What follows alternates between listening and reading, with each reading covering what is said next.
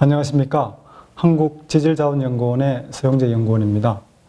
오늘 저희 연구센터에서 최근 개발한 텅스텐 카바이드 스크랩의 파쇄 방법에 관한 기술에 대해서 소개해 드리겠습니다.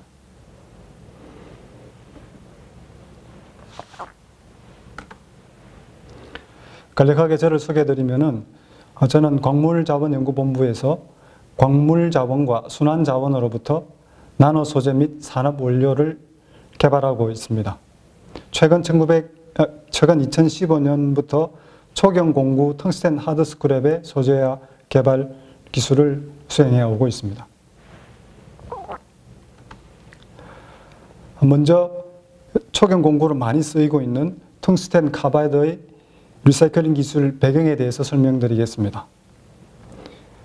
이 슬라이드에서 보여드리는 바와 같이 텅스텐 카바이드의 주 원료인 텅스텐의 물질 흐름도를 살펴보면 텅스텐 자원은 회중석, 철, 망간, 중석, 정광으로부터 얻은 1차 텅스텐이 66%, 그리고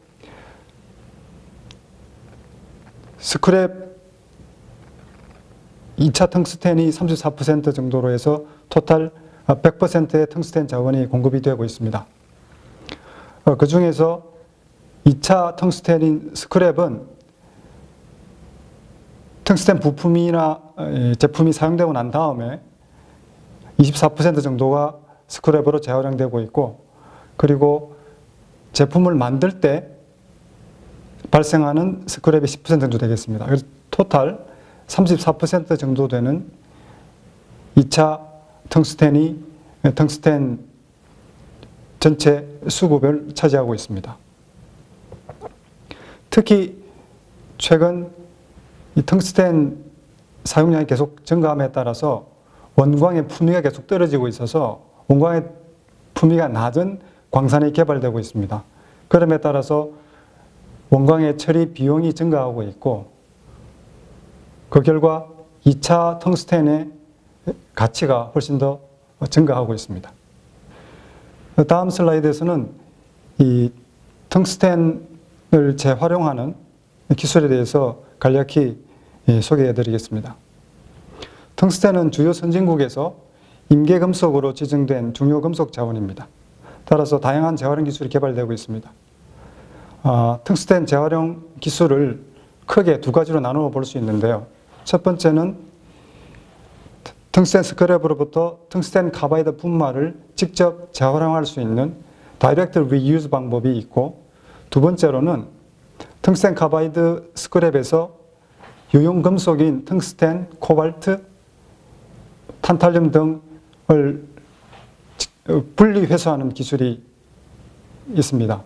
크게 두 가지로 나눌 수가 있는데, 저희가 이번에 소개해드릴 기술은 화학적 회수 기술로서 먼저 텅스텐 카바이드를 산화시킨 이후에 분말화를 하게 되고, 그 분말화한 미분을 알칼리 용액이나 산 용액으로 침출을 해서 유용금속을 회수하는 기술이 되겠습니다. 이 사진들은 텅스텐 카바이드 스크랩의 다양한 예시를 보여주고 있습니다. 첫 번째 라인에 소개되어 있는 텅스텐 카바이드 하드 스크랩은 공구용 인서트나 공구용 툴팁 혹은 내마모용 부품으로 주로 활용되고 있는데, 그 부피가 아주 크기 때문에 밑에 보이시는 소프트 스크랩에 비해서 재활용하기가 훨씬 더 힘듭니다.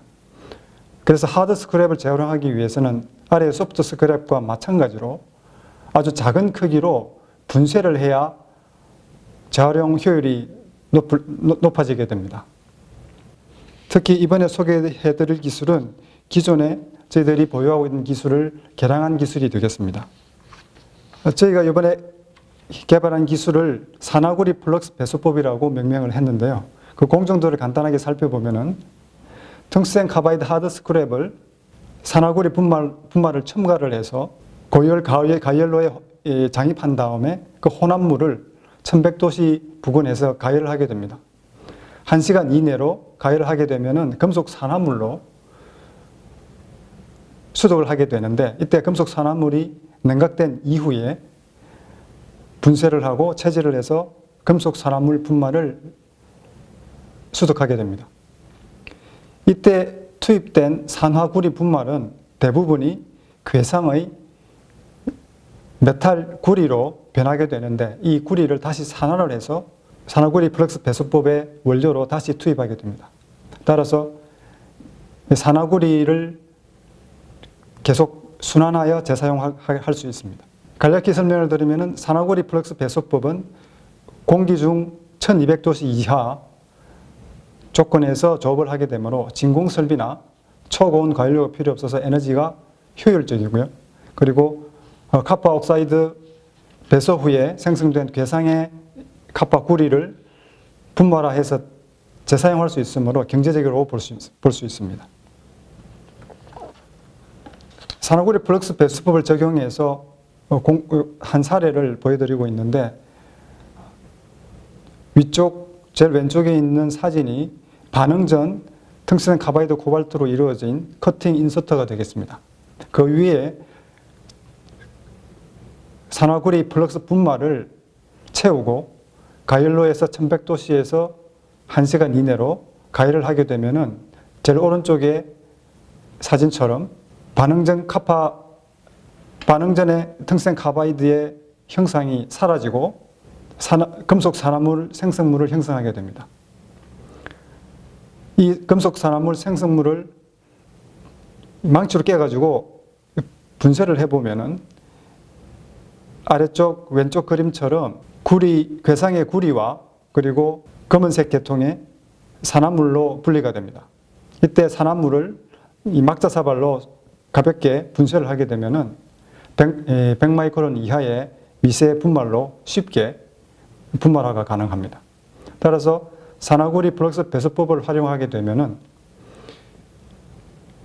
공구강으로서 기계적 특성이 우수한 텅스텐 카바이드 코발트를 금속 산화물 형태로 미분화가 가능합니다. 저희 산화구리 플럭스 배수법을 종래 기술 대비 이 특장점을 비교를 해보면은 첫 번째로 산업적으로 가장 많이 사용되고 있는 아연법은 고온 진공 중에서 조업을 하게 되는데 에너지 소비가 크고 공정이 좀 까다롭습니다. 그리고 화학적 처리법은 하드 스크랩에는 적용하기 어려운 방법이 되겠고요. 그리고 알루미늄 플럭스 합금법은 저희 연구원에서 2015년도에 개발한 기술이 되겠습니다. 그래서 알루미늄 플럭스 합금법에서는 텅스텐 카바이드 분말이 주로 나오게 되고 그리고 알루미늄과 코발트가 합금을 형성하게 됩니다. 그래서 텅스텐 카바이드 분말을 바로 직접 사용할 수는 없고요. 그래서 텅스텐을 분리 회수를 해야 되는데 그때 고순도 텅스텐을 회수하기 위해서는 알칼리 산 침출 공정이 필요합니다. 그런데 텅스텐 카바이드는 일반 산이나 알칼리에 녹지 않기 때문에 용해가 되지 않으므로 한 번 더 고온 산화 공정을 거쳐서 텅스텐 산화물로 변환을 해야 되게 됩니다. 그래서 이러한 공정상의 단점을 보완하기 위해서 이번에 산화구리 플럭스를 이용한 배수법을 개발하게 되었습니다. 그 산화구리 플럭스 배수법에서는 추가로 고온 산화 공정이 필요 없고 따라서 기존에 개발했던 알루미늄 플럭스 합금법에 비해서 훨씬 더 에너지 효율이 높다고 볼 수 있겠습니다.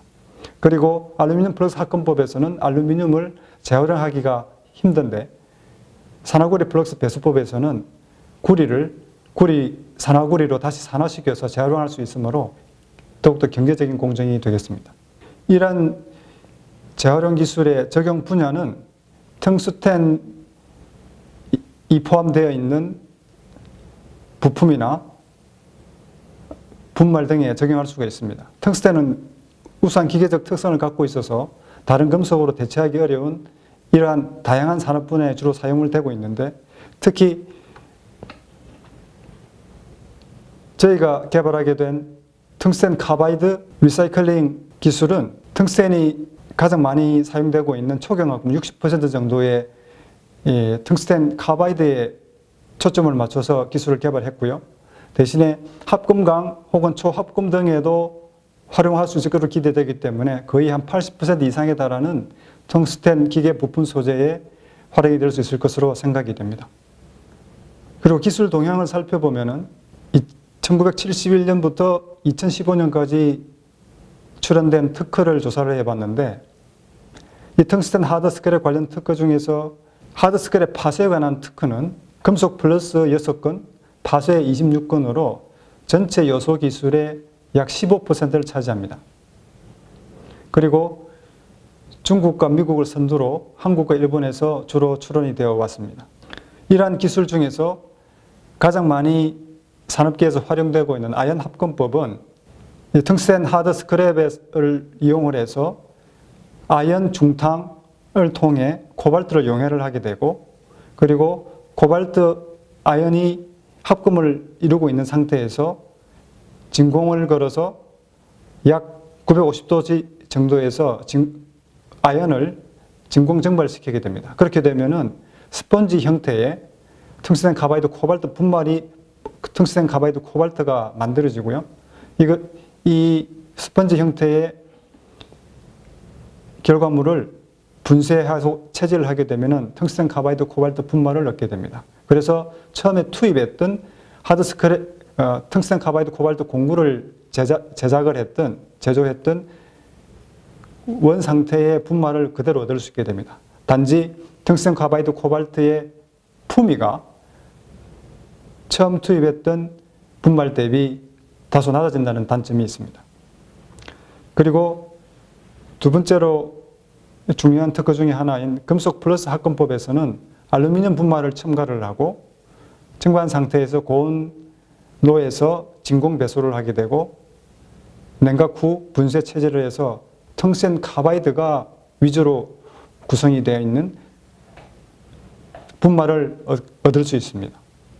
반면에 이번에 개발하게 된 산화구리 플럭스 배수법은 산화구리 분말을 첨가를 하고 공기 중에서 산화 배수를 시키게 됩니다.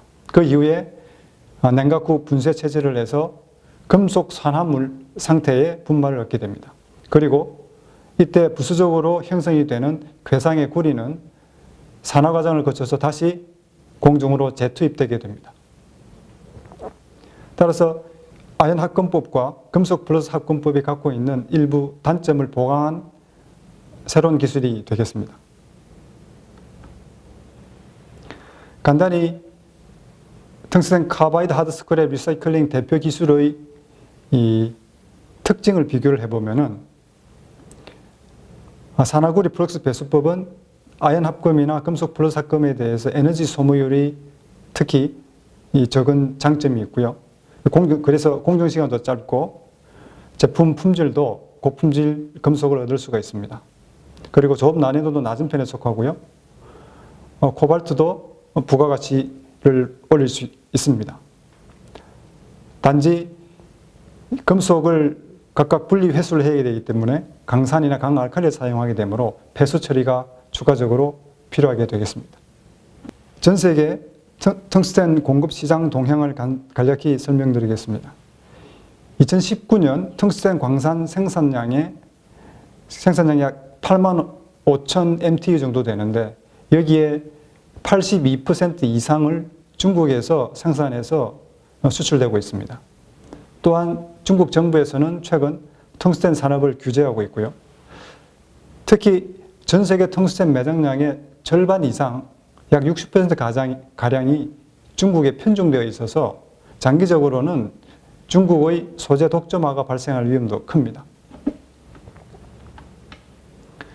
거기에 더해서 2000년부터 지금까지 약 5배 정도의 텅스텐 가격이 급상승했고 앞에서 말씀드린 바와 같이 원료 확보도 힘들기 때문에 텅스텐의 리사이클링 문제가 중요한 기술로 부각되고 있습니다.